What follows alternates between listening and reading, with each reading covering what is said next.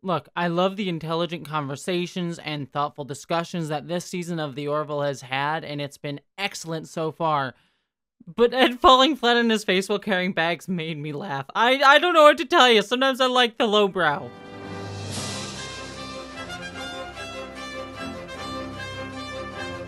Hello, interwebs. I hope you're all doing well because it is yet again time to review another episode of The Orville New Horizons. This time, episode 7, From Unknown Graves. And apologies again, I'm still not on camera. I will be on soon. I just recorded yesterday my face reveal for my main channel, so you'll be seeing my face soon. But for now, just going back to the audio waveform, so just a little bit longer. Also, it allows me to be a bit lazy. I'm wearing pajamas right now. Allow me this. Allow me the pajamas. Anyways, now that you know what I'm wearing, let's actually talk about the episode. This was another incredibly strong episode of The Orville, mostly on the back of the fact that it managed to weave in 4 or 5 different storylines that all centered around the same theme, namely navigating relationships where one person or the other, or one side of the other, I should say, within it, isn't necessarily a perfect fit for the other person in the relationship. And it managed to do this on not only a interpersonal relationship way, like we saw between John and Talia, as well as Claire and Finn,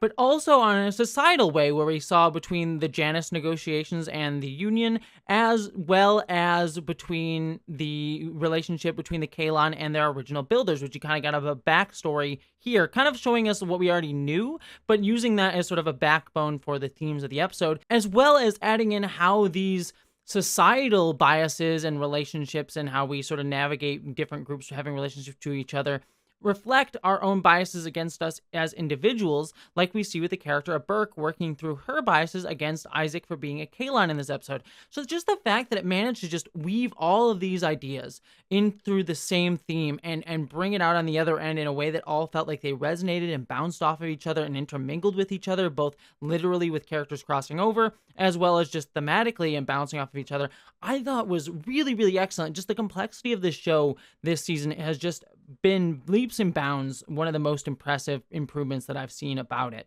However, that being said, we'll get into this when I start talking about the specifics as we go through this, but some of the ways the metaphors were used didn't necessarily land for me entirely comfortably, mostly because I've seen these metaphors be used in different ways in other situations on this show, and so when they're being used as a way to talk about relationships here, they don't neatly map onto how these metaphors have been used before, and it makes me mildly uncomfortable in how they're played out. And I think namely the way that I'm talking about this is with the character of Isaac and Flynn. And what I mean by that, and I'll sort of start with that because this is the one that I'll have the most to talk about, and we'll sort of go through the rest as I get there. But with Isaac and Flynn, we start to center the story on Isaac being unable to quote-unquote feel emotions, and that being kind of a problem, or at least an impediment for Claire to feel like she can fully invest in her relationship with Isaac. And we've seen that played out throughout the entirety of the series so far, and I've liked how that continued to develop here. However, at a certain point in the episode, we learn through the character of Timus, who is this new Kaylon who has his emotions made available to him, which I thought was a cool evolution of the Kaylon lore, is that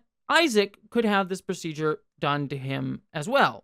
And I liked that initially Isaac said, no, I don't really want it, I didn't really see a value in it, but that Claire was pushing him to change, because they kind of equate in that wonderful scene with Kelly and Flynn. Isaac's need to change and go through this procedure to get emotions with her asking him to change.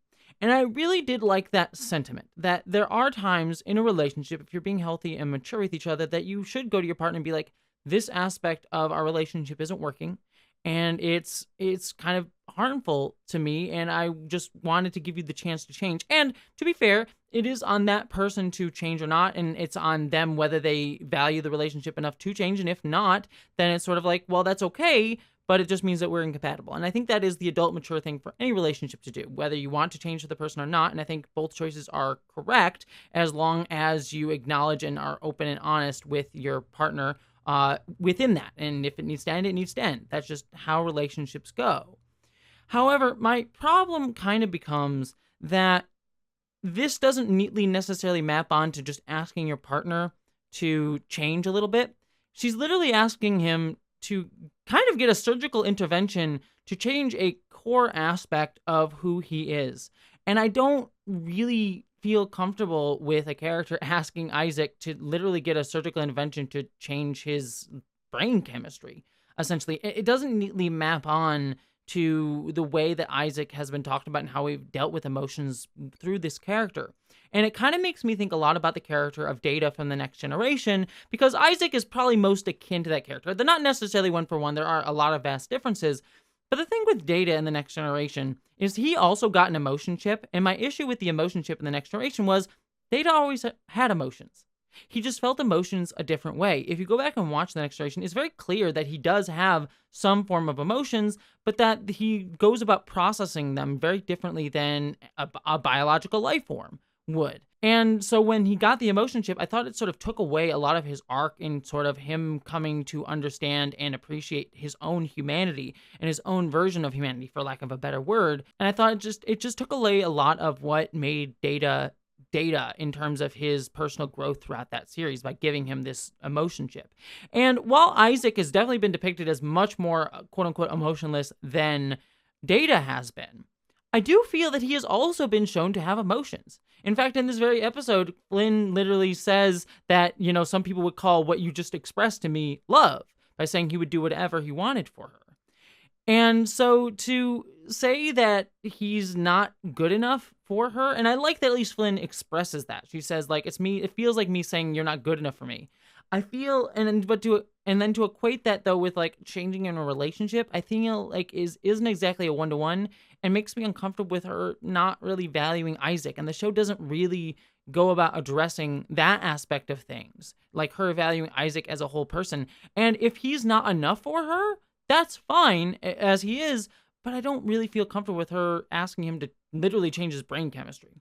And there's other elements that I could toss in there too, like autistic coding and how a lot of characters like Data and Isaac are both autistically coded. And there's this idea of curing autism, which always makes me uncomfortable. I'll lay that mostly aside, but I figured it's at least worth bringing up in this context, because a lot of autistic people, myself included, read ourselves into characters like Data and Isaac. So there's that aspect of things. I do think all of the scenes, though, with them are beautifully performed. Like, none of this, I think, falls down on the performance of the characters. The moment where Isaac does get emotions, it was a very beautiful, beautiful scene.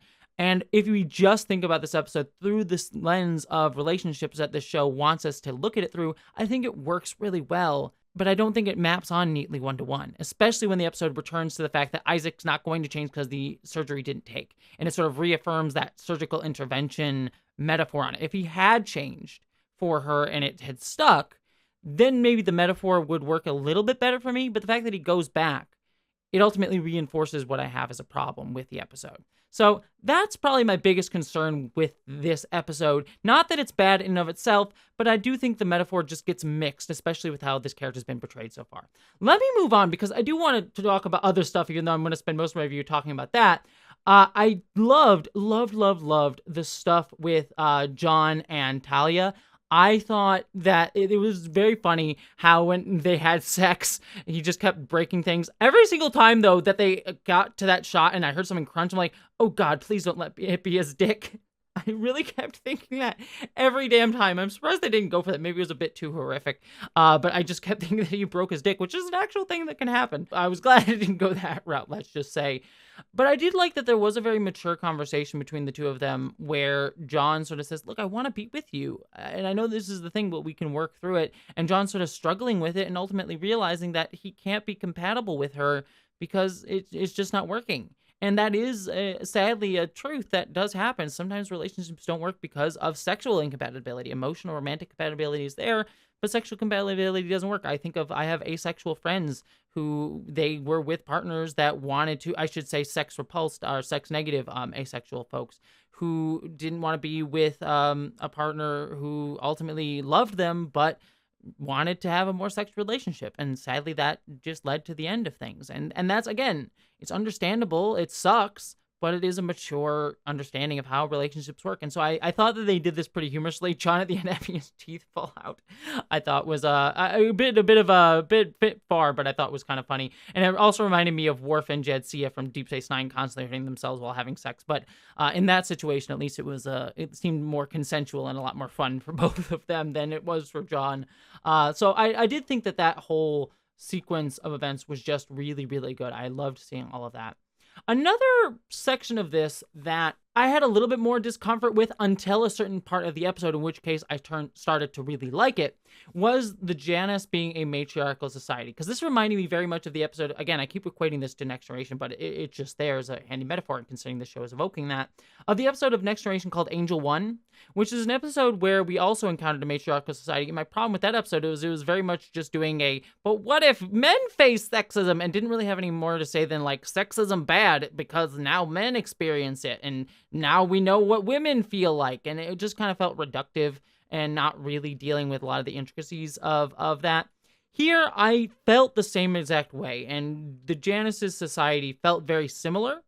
But what ultimately the message of the episode was trying to be used for, I think was very different than Angel One.